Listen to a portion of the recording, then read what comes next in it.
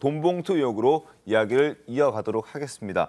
검찰이 돈봉투를 받은 의원들을 특정한 것은 물론이고 돈봉투가 전달된 장소까지 특정한 것으로 전해지고 있습니다. 신문 함께 살펴보겠습니다. 아주 대범했습니다. 외통위 소회의실에서 10개, 그리고 의원회관을 돌아다니면서 10개를 뿌렸다. 돈봉투 하나에는 300만 원씩 들어 있었습니다. 그래서 6이 30, 60이죠. 6천만 원이 되는 거죠. 민주당 전대 때 300만 원짜리 돈봉투를 뿌렸습니다. 송영길 지지 모임 등에서 건넨 정황도 포착이 됐고요. 검찰은 이정근 등 그리고 강내구 씨의 진술을 토대로 굉장히 구체적이라고 판단했고 결론을 내렸습니다.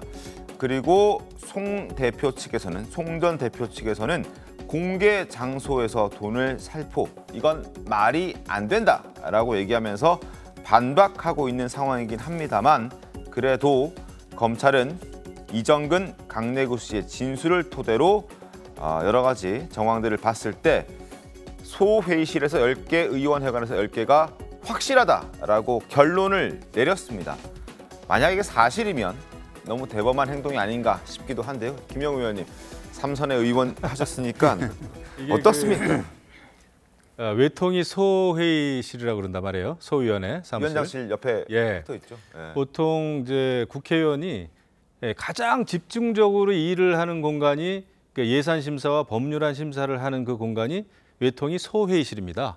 전체 회의실은 이제 전체적인 거를 이제 통과시키는 것이고 표결하는 장소고요. 네. 그래서 제가 볼 때 어떻게 그 국회 상임위원회 소회의실에서 돈봉투를 나눠줄 수 있을까? 너무나 대범함에 제가 정말 기가 막힐 노릇이에요. 이것이 이렇게 뻔한 장소에서 할 수 있는 게 말이 안 된다 그러는데, 말이 안 되는 일이 벌어지니까 지금 국민들이 기가 막혀하는 거 아닙니까? 그리고 그 당시에 외통위원장이 송영길 전 대표였다고 그래요. 그렇습니다. 그렇다면 더더욱 대범한 거죠. 현직 위원장실 그 옆에서 또 위원장이 그 당대표 후보로 나선 상황에서 말이죠. 그래서 그 국회 이 공간을 그렇게 돈봉투 나눠주는 공간으로 사용했다는 거에 대해서 이게 정말 80년대 무슨 쌍팔년도에 무슨 그 당대표 선거도 아니고 어떻게 이런 일이 벌어질 수 있었나. 이것도 빨리 송영길 전 대표가 제대로 밝혀야 될 일이고요.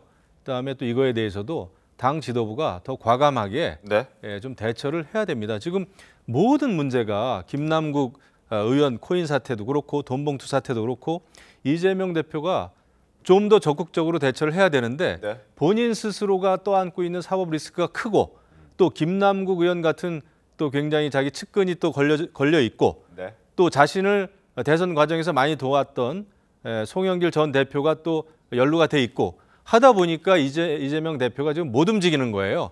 결국 문제의 핵심 이재명 대표입니다.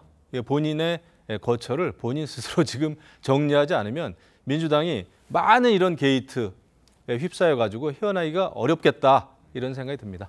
알겠습니다. 자, 당시 외통위원장 송영길 전 대표였습니다. 송영길 대표가 외통위원장이던 그때 외통위 소회의실에서 돈봉투 10개가 뿌려졌다. 송 전 대표는 알았을까요? 몰랐을까요? 어떻게 보세요? 외통위 소회의실은요, 위원장실 옆에 있고 이렇게 이어서 전체 회의장 이렇게 있습니다. 그러다 보니까 이게 이제 회의가 안 열릴 당시에는 소회의실 누구나 드나들 수 있어요. 네. 그러니까 위원장이 소회의실에서 벌어지고 있는 일을 반드시 전부 알아야 된다는 거는 그건 뭐 사실과 다를 수 있고요. 다만 이거는 이제 송영길 전 대표, 송영길 후보 지지 모임이잖아요. 맞습니다. 그것도 윤관석 의원이 주도하는 지지 모임. 그리고 그 모임에는 10명이 참석하도록 돼 있었어요. 그런데 5명밖에 안 온 걸로 돼 있고 네네. 이정근 녹음 파일에 보면 그렇게 돼 있고, 그러면은 송영길 전 대표한테 보고가 이루어졌을 가능성은 굉장히 높죠. 당시에 실시간으로 보고가 아니더라도 여하튼 보좌관을 통해서 회의실에서 이러이러한 일이 있습니다. 내지는 사전에라도 보고를 했을 가능성이 높아요. 네. 오늘 그 외통위 그 소회의실에서 이렇게 지지 모임이 있습니다. 현역 의원들 후보께서 알고 계시죠. 그런 보고를 했을 가능성이 좀 대단히 높다고 보고, 그러면 그 자리에서 뭐 돈봉투가 오고 간다는 것까지는 몰랐을 수 있지만 적어도 지지 모임 하는 거는 사전에 알고 있을 가능성이 대단히 높다 이렇게 봅니다. 제가 상임위원장을 해봤잖아요. 네. 국방위원장 해봤는데 그 상임위원장실에 누가 오는지는 상임위원장이 모를 수가 없습니다. 아하. 예, 허락도 안 받고 그다음에 해당 상임위 위원들이 왔다 갔다 할 수는 있어요. 상임위 열릴 때. 네. 예, 그거조차도 상임위원장은 다 알고 있고요. 더더군다나 해당 상임위가 아닌 의원들이 온다? 근데 해당 상임위원장이 모른다? 그거는 있을 수가 없는 일이죠.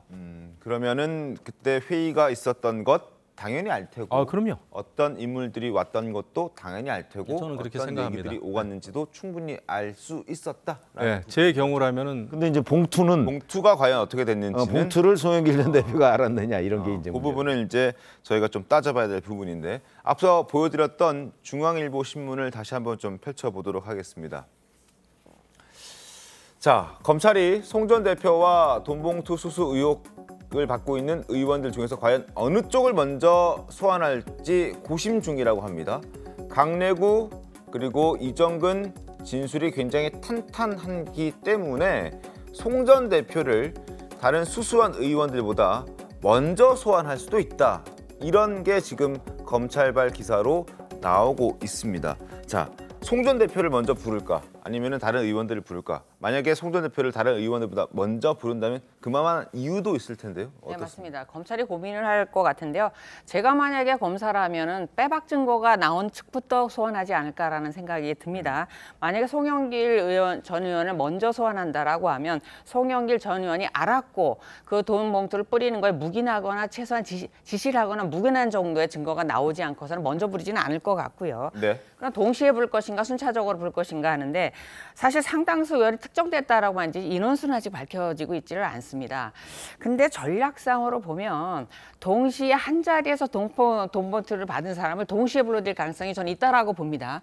왜냐하면 각 방에 배치해서 조사를 해서 5명의 의견이 완벽히 일치하기는 사실 어렵거든요. 아무리 입을 맞춰도 평생 수사만 한 검사도 그만한 노하우가 있기 때문에 각 방에 5명을 동시에 수사하면서 그 5명의 질문과 대답에 허점을 찾아낼 수가 있거든요. 그래서 동시에 아마 그런 몇 명의 밀폐된 핵심 관계자 국회의원들은 아마 동시에 부를 가능성도 있다라고 하는데 만약에 먼저 누군가가 불려진다라고 하면 빼박 증거가 먼저 나왔다 이렇게 예상하면 될 것 같습니다. 알겠습니다. 자, 누가 먼저 검찰에 불려 들어갈지 한번 지켜보도록 하겠습니다. 그리고 내일 본회의에서 윤관석, 이성만 두 의원의 체포 동의안이 이제 상정이 되고 다음 달 12일에 이제 표결이 예정돼 있다고 합니다. 이성만 의원 지난 주말에 비가 오는 와중에도 집회에 참석해서 자신의 결백함을 주장했다고 합니다. 당시 모습 보겠습니다. 저는 무소속 국회의원 이성만입니다. 인사드리겠습니다. 저는 요즘 많이 회자되고 있는 더불어민주당의 대표 경선 과정에서 발생한 돈봉투 사건에 연루된 국회의원 2명 중에 1명입니다. 만약 법정에서 유죄로 판결된다면 정치를 그만두고 오로지 지난 과거에 잘못된 것을 반성하며 살아가도록 하겠습니다. 무죄를 받는다면 이 악랄하고 범죄 집단화돼버린 검찰 개혁을 위해서 앞장서 뛰겠습니다, 여러분! 비가 내리는 와중에도 집회에 참석해서 결백함을 호소하는 모습 보셨습니다. 저렇게 절박하게 호소를 하는 이유는 여러 가지가 있겠지만 민주당 내 여론도 한몫했을 겁니다. 여론이 그렇게 썩 좋지 않기 때문일 겁니다. 민주당 의원들의 목소리 한번 들어보시죠. 녹취록 뭐 3만 파일 3만 개. 예, 뭐 3만 개 그거보다도 이정근 노트가 제시가 된다면 그건 가늠하기 어려운 부분이 있지 않는가 그 점을 우려하는 거죠. 한동훈 장관이 그렇게 단언하듯이 참 그렇게 얘기하는 것은 하는 것은 뭘 알고 하는 얘기인 것 같아요. 국민들 정서는 지금 어떻다고 판단하고 계세요? 그 돈봉투 의혹에 대해서 좋지 않겠죠. 찬성표가 많이 나올 수도 있다. 전체적으로 보면 그럴 높다. 가능성이 저는 높다고 봐요.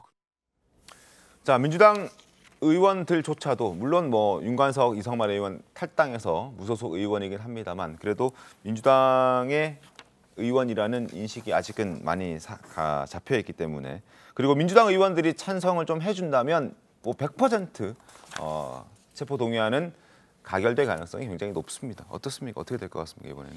저거 예측하기가 굉장히 어렵습니다. 뭐 잘 아시다시피 원내대표 선출 이게 이제 국회의원들이 뽑는 거 아니겠습니까? 네. 그것도 예측하기 어렵다는데 지금 저거는 300명 의원들 중에서 이제 국민의힘과 정의당 의원들은 아마 그 찬성표를 던질 것으로 보이고 네. 그러면 이제 자율투표를 한다고 하잖아요 민주당이. 그러면 지난번 이제 노웅래 의원, 이재명 의원 이제 그 체포동의안도 다 부결이 됐잖아요. 네. 근데 이거는 그러면 가결될 것인가? 물론 뭐 국민 정서 뭐 이런 얘기를 하고 있지만 또 이 돈봉투 문제와 어떤 그 정치 일등 간의 약간의 불가분의 관계 같은 것도 또 공감대가 저는 있다고 보거든요. 더군다나 이게 무기명 투표고 네. 그렇기 때문에 예측할 수 없는 일이 벌어지는 것 아닌가 뭐 이렇게 생각이 듭니다. 가결보다는 부결. 뭐 가능성이 다 있는 거고 또 이제 일부 윤관석 의원보다는 이성만 의원이 가담의 정도가 약해요. 네. 지금 검찰 수사 결과를 보면 규모도 좀 작고. 그래서 네. 그래서 이제 뭐 윤관석 의원은 가결되고 또 이성만 의원은 부결되는 것 아니냐 뭐 이런 전망도 있는데 그 전망 함부로 하면 맞지 않을 가능성이 굉장히 높다고 봅니다.